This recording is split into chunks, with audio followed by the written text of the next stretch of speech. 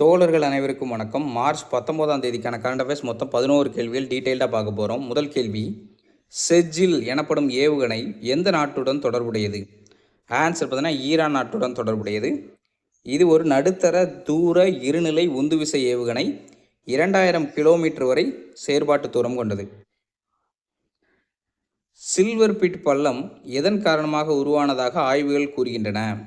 விண்கள் மோதி உருவான பள்ளம் தான் இந்த சில்வர் பிட் பள்ளம்.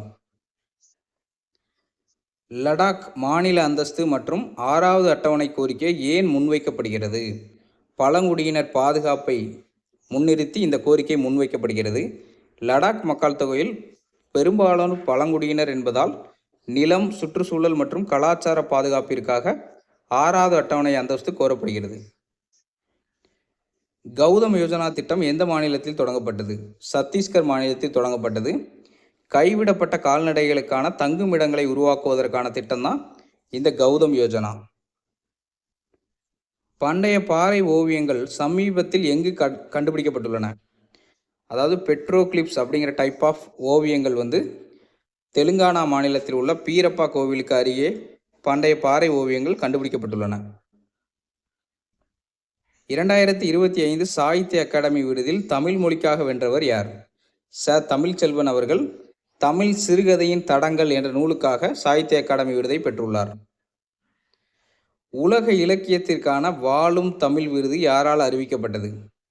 ஜெயமோகன், எழுத்தாளர் ஜெயமோகன் அவர்களால் அறிவிக்கப்பட்டது. 1 கோடி ரூபாய் பரிசு தொகையும் அறிவிக்கப்பட்டுள்ளது இந்த விருதுக்காக. சர்வதேச நதிகள் பாதுகாப்பு செயல்பாட்டு தினம் எப்பொழுது அனுசரிக்கப்படுகிறது?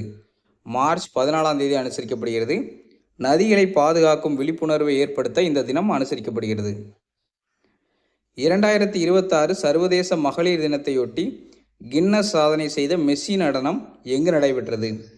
டோம்பிவிலி அப்படிங்கிற இடத்துல நடைபெற்றது. இது எங்கே இருக்குன்னா மகாராஷ்டிராவில் இருக்குது. 9111 பெண்கள் மற்றும் சிறுமிகள் ஒரே நேரத்தில் மெஸ்ஸி நடனம் ஆடி கின்ன சாதனை படைத்தனர். ஆசியாவின் மிகப்பெரிய துலிப் தோட்டமான இந்திரா காந்தி நினைவு துலிப் தோட்டம் எங்கு அமைந்துள்ளது? ஸ்ரீநகரில் அமைந்துள்ளது. இது வசந்த காலங்களில் பொதுமக்களுக்கு திறக்கப்படும், மே ஜூன் டைமில். பெட்ரோக்ளிப்ஸ் என்றால் என்ன? கல்லில் செதுக்கப்பட்ட ஓவியம் தான் பெட்ரோக்ளிப்ஸ் என அழைக்கப்படுகிறது. கடின கருவிகளை பயன்படுத்தி பாறைகளில் செதுக்கப்பட்ட ஓவியங்கள் அல்லது குறியீடுகளை இந்த வார்த்தை குறிக்கிறது. தேங்க்யூ.